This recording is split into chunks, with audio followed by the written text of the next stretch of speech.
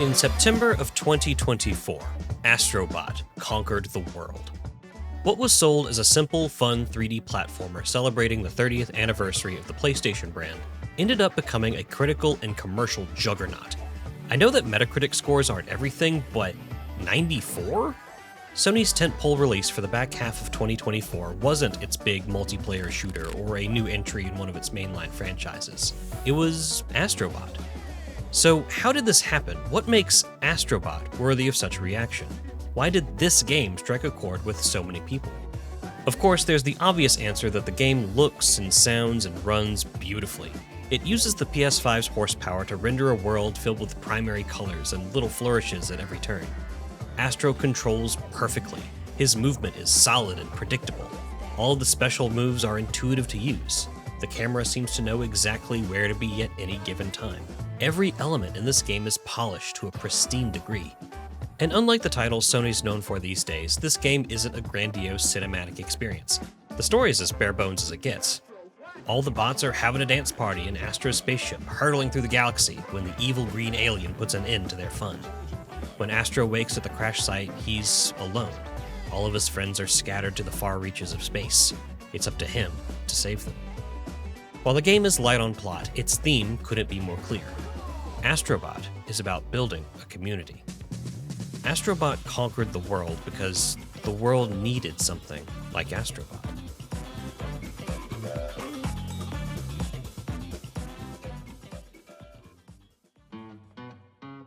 Astro Bot World Domination Theory number 1. The game's levels are like Hannah Montana. They have the best of both worlds. Platformers are all about movement. While all games with a controllable character contain movement to some extent, in a platformer, the actual traversal of the environment is where the challenge comes from. The level design is what's important. And platformer levels, be they in 2 dimensions or 3, tend to fall into one of 2 camps. The first are linear levels. These are environments with a defined beginning and end. Think Super Mario 3D World, classic Crash Bandicoot, or the speedy, straightforward levels from Sonic. These sorts of levels test the player's dexterity. The whole point is making it through the obstacles ahead. These games reward speed, precision, and quick reflexes. And while these levels might have secrets to uncover, there's still only one central objective: get to the end. The second are open levels. These are environments that do not have a defined ending. The goal could change from mission to mission, or there could just be things to collect in every level. Think Super Mario 64, Banjo-Kazooie, or Ape Escape. These sorts of levels test the player's curiosity. The point here is to explore every last corner of the world and find everything contained within. These games reward creativity, careful observation, and problem solving. While there will undoubtedly be some test of the player's platforming ability, the main focus is that exploration. Of course, a game doesn't have to belong to one of these camps exclusively, but I don't know if I've ever seen a game combine these 2 styles of level design as well as Astro Bot. Every level begins with Astro flying into the world and landing at a defined point. From there, he'll run through a sequence of small environments with various challenges. The levels will ultimately culminate in some sort of final test, be it a boss or a more strenuous platforming section, before reaching the end goal, completing the level. This is linear level design through and through. But at the same time, one of the game's main hooks is finding the many robot friends hidden in each level. There are over 300 of these guys to find, and they're all over the place. Find one and they'll join your team. This is so happy, I can't. The game uses every opportunity it can to show the player how many bots they've collected and if they've missed anyone. Each level also contains puzzle pieces that unlock new goodies in the hub world, and a few of the levels contain secret exits that open additional levels. These bots, puzzle pieces, and secret exits aren't on the main path. They're often slightly out of the way, behind a little brain teaser or a brief platforming challenge. The game rewards exploring each level with a fine-tooth comb. If Astro can get to it, there's probably something there. The levels in Astro Bot are short, linear affairs that also encourage exploration. But the exploration takes place on little offshoots of the main path. Instead of a level looking like this, or this, Astro Bot's levels look something like this. What this does is encourage the player to explore while still maintaining forward momentum. If the player finds a bot in a little side area, they will still have one clear, obvious path forward when they return to the main track. If they miss an offshoot, they won't know until the game tells them. Astro Bot's levels truly do present the best of both worlds. And having the best of both worlds when it comes to level design means the game can have a wider appeal. Players who prefer meat and potatoes platforming challenges will get their fill, especially with the not-so-secret challenge levels. And at the same time, players who prefer slower-paced games will have plenty of time to roam around and explore, and notice all the little details. You know the game review cliche, there's a little something for everyone. Well, in this case, it's actually true. The hybrid level design doesn't alienate any potential players, which gives the game a wide appeal. And alternating between the fast, linear gameplay and the slow, exploratory gameplay also creates a nice rhythm that keeps the experience fresh. And the player is ultimately in control of that rhythm, which makes the experience that much more engaging. Everything about Astro Bot's level design keeps the party going. But what fun is a party without any guests? Astro Bot touts itself as a celebration of 30 years of PlayStation history, and that means Astro's spaceship is a big old PS5. His little vehicle is a controller. Crosses, circles, triangles, and squares decorate every surface. Honestly, it's more than a little narcissistic. But more importantly, around half the bots Astro rescues are dressed to look like characters from all across gaming history. This leads to Astro Bot World Domination Theory number 2. The game is a masterclass of how to do cameos. The game contains the usual suspects for a PlayStation roundup, but the game also features cameos from one-off titles such as The Last Guardian, Shadow of the Colossus, or Bloodborne. And luckily the developers weren't limited to Sony-published games either. Characters from Resident Evil, Street Fighter, Castlevania, Persona, Katamari, even the cat from Stray makes an appearance. Oh hey buddy! But even beyond that, they're willing to include references to like Mad Maestro, or Devil Dice, or Boku no Natsuyasumi. Games that weren't huge blockbusters, or in some cases, never released outside their native region. These deep cuts really help sell the idea of Astro Bot being a celebration of all of PlayStation history. I can only speak for myself for this, but when finding a character bot, I had one of 3 reactions. Oh hey, it's Parappa the Rapper. Wait, Mr. Mosquito is in this game? Or, I wonder who that is. I'll have to look it up later. I can't think of another time when a game's central collectible was so exciting. This is a broad generalization, I know, but PlayStation games tend to put a heavier emphasis on giving the characters in their games actual character. I mean, look at Nintendo's roster. Mario is a blank, malleable character that can be put into a number of situations and still have him make sense. Link is the quintessential silent protagonist. The one time they tried to build out Samus's character, people weren't too thrilled. But compare that to, say, Nathan Drake from the Uncharted series. This guy has a personality. He has a distinct way of speaking and behaving. His games take place in one linear canon timeline. So when he shows up in Astro Bot, his bot inherits the character developed over the Uncharted franchise. The way he looks and the way he moves reflects the character fans of the series have gotten to know over his multi-game character arc. It's also just plain funny to see characters from more mature games in this bright, cartoony world.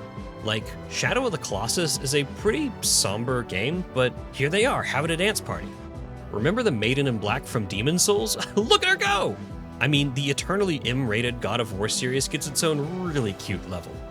It's nice how the bright, happy, all-ages platformer is willing to reference games that aren't intended for all ages.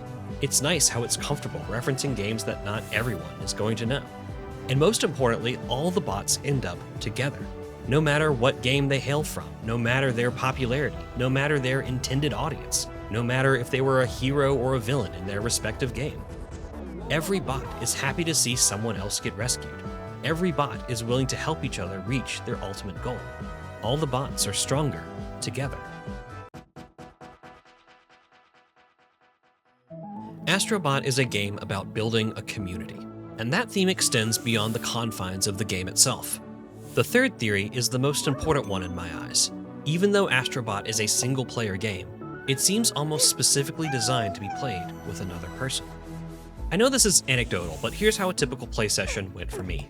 Player 1 would start with the controller in hand. He would run through the level, jumping over chasms and smashing enemies to bits.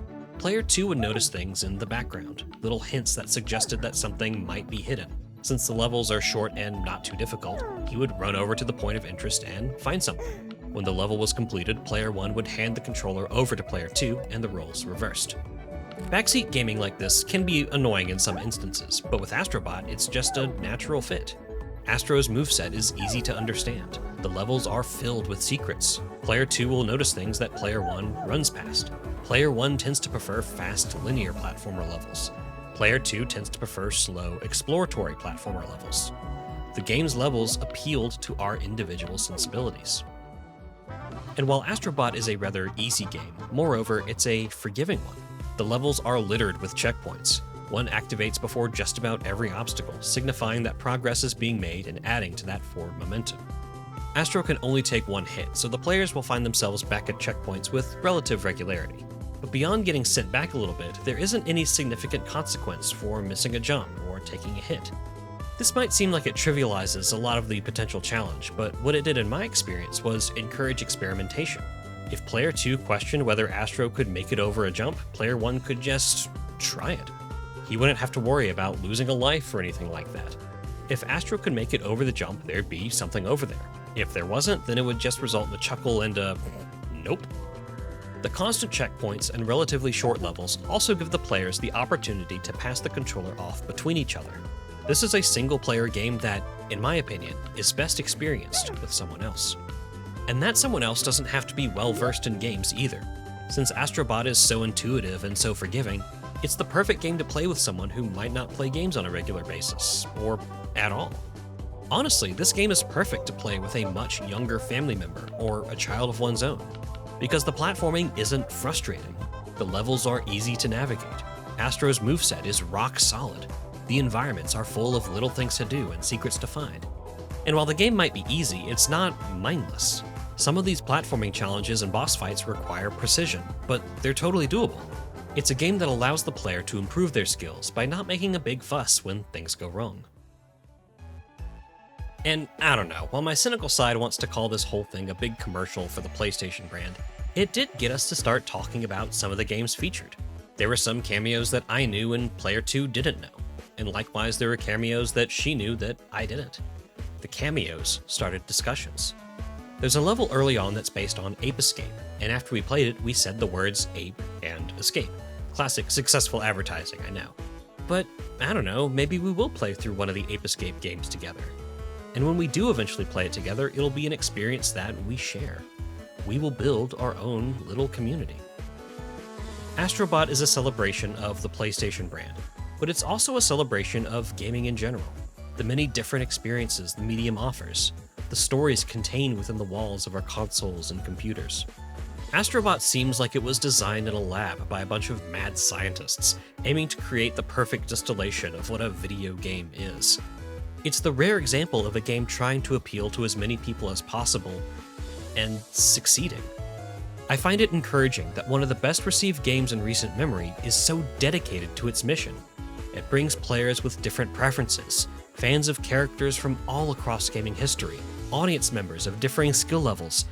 It brings them all together. It brings us together to show how much in common we have, that there's room for everyone on the dance floor. It's one big party, and you're invited. You're all invited.